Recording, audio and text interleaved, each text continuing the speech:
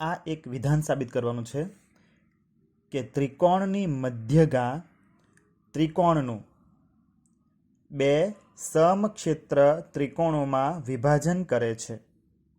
હવે ત્રિકોણની મધ્યગા એટલે શું?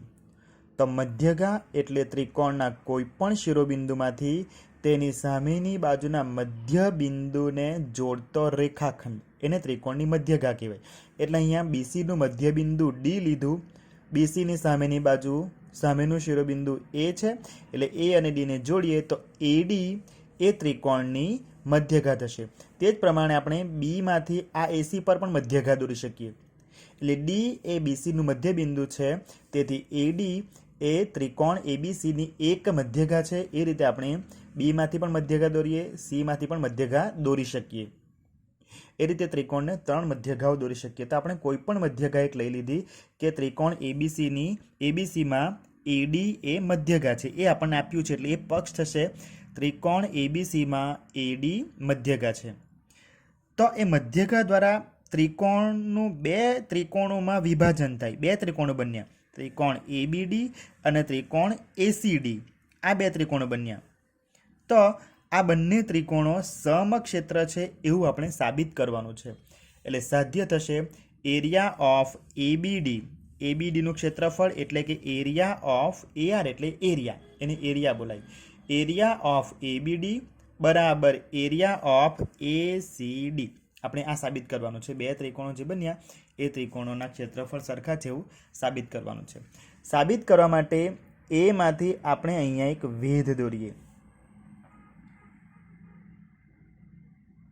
વેધ અથવા તો લંબ એન, બરાબર છે। તો સાબિત કરવા માટે સાબિતીમાં શું આવશે?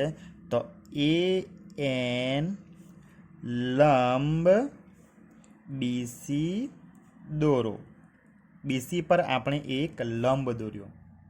હવે આપણે આ ત્રિકોણ જોઈએ, ત્રિકોણ એબીડી, એમાં આ લંબ છે એટલે એ વેધ થશે, વેધ એ હંમેશા લંબ હોય, એટલે એરિયા ઓફ એબીડી, આ ફક્ત ત્રિકોણ એબીડીનું ક્ષેત્રફળ લેતા છે આપણે, area of ABD.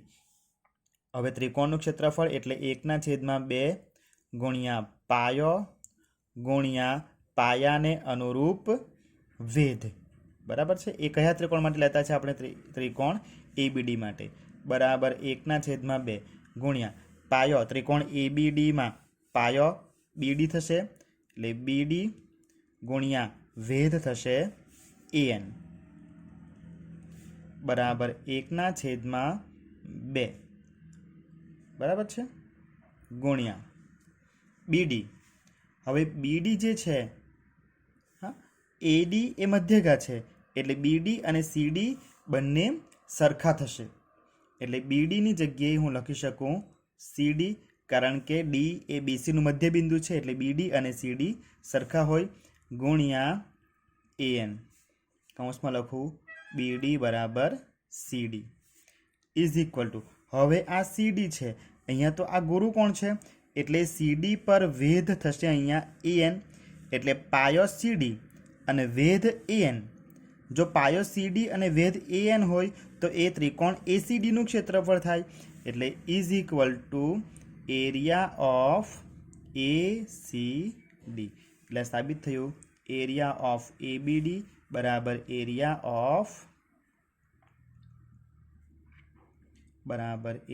Of ACD. એટલે મધ્યગા દ્વારા ત્રિકોણનું બે સરખા ક્ષેત્રફળવાળા ત્રિકોણોમાં વિભાજન થાય છે। નોટબુકમાં વિડીયો સ્ટોપ કરીને લખી લેવાનું છે।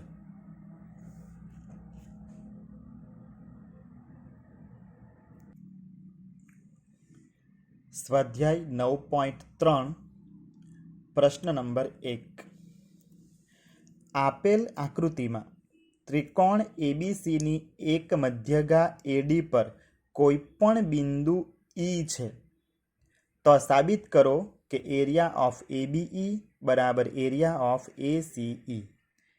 આટલું આપણને પક્ષમાં આપ્યું છે અહીંયા સુધીનું। ત્રિકોણ એબીસીની એક મધ્યગા એડી, એના પર કોઈ બિંદુ ઈ છે, આટલું આપણને આપ્યું છે, એટલે પક્ષમાં લખી દીધું કે ત્રિકોણ એબીસીની મધ્યગા એડી છે તથા એડી પર કોઈ બિંદુ ઈ છે। સાધ્ય સાબિત શું કરવાનું છે? તો સાબિત કરો કે એરિયા ઓફ ABE બરાબર એરિયા ઓફ ACE. આ સાબિત કરવાનું છે. ઓકે, ફિગર તો આપણને આપી જ છે. તો આપણે સાબિત કરવા માટે આગળ આપણે એક વિધાન સાબિત કર્યું મધ્યગાવાળું, એનો ઉપયોગ કરીએ. તો ત્રિકોણ ABCમાં AD એ મધ્યગા છે. હવે AD એ મધ્યગા હોય તો આ AD દ્વારા બે ત્રિકોણો બને, ત્રિકોણ ABD અને ત્રિકોણ ACD. બંને ત્રિકોણોના ક્ષેત્રફળ સરખા થાય. એટલે માટે એરિયા ઓફ ABD બરાબર એરિયા ઓફ ACD. આને પરિણામ નંબર 1 આપીએ. હવે AD એ મધ્યગા છે તો D એ BC નું મધ્યબિંદુ થવાનું, બરાબર છે. AD એ મધ્યગા છે માટે D એ BC નું મધ્યબિંદુ છે. હવે D એ BC નું મધ્યબિંદુ હોય તો ત્રિકોણ EBC એમાં ED મધ્યઘાત થશે. માટે ત્રિકોણ EBCમાં ED એ પણ મધ્યગા છે. કારણ કે D એ E અને D ને જોડતો રેખાખંડ ED એમાં D એ BC નું મધ્યબિંદુ છે એટલે ED એ મધ્યઘાત થશે. હવે મધ્યગા હોય તો આ બે ત્રિકોણો બન્યા, ત્રિકોણ EBD અને ત્રિકોણ ECD. બંનેના ક્ષેત્રફળ સરખા જ થશે. એટલે ધેરફોર એરિયા ઓફ EBD બરાબર એરિયા ઓફ ECD. પરિણામ નંબર 2 આપીએ. હવે આપણે સાબિત શું કરવાનું છે? Area of ABE. Area of ABE એટલે આ ABE અને એરિયા ઓફ ACE એટલે આ બંને ત્રિકોણોના ક્ષેત્રફળ આપણે સરખા બતાવવાના. તો ABDમાંથી આટલું કાઢી નાખું અને ACDમાંથી આટલું કાઢી નાખું તો સરખું થઈ જશે. તો શું કરીએ આપણે? પરિણામ 1 માંથી પરિણામ 2 બાદ કરી નાખીએ. એટલે પરિણામ 1 માંથી પરિણામ 2 બાદ કરવાનું છે તો ડાબી બાજુમાંથી ડાબી બાજુ બાદ કરવાની, જમણી બાજુમાંથી જમણી બાજુ બાદ કરવાની. એટલે એરિયા ઓફ ABD આ ડાબી બાજુ, પરિણામ 2 ની ડાબી બાજુ માઇનસ એરિયા ઓફ EBD. ડાબી બાજુમાંથી ડાબી બાજુ બાદ થઈ ગઈ, પછી છે બરાબર એરિયા ઓફ ACD. આ પરિણામ 1 ની જમણી બાજુ, પરિણામ 2 ની જમણી બાજુ minus area of ECD. Therefore area of ABD એટલે આ એરિયા ઓફ ABD આખો છે, એમાંથી એરિયા ઓફ EBD આટલું કાઢી નાખું તો બચશે EABE. એરિયા ઓફ ABE તે જ પ્રમાણે is equal to area of ACD એમાંથી ECD આટલું કાઢી નાખે તો આ લાલ બોલપેનથી જે શેડ બતાવેલો છે એટલો બચશે. Area of ACE. આ પરિણામ અહીં સાબિત થાય છે.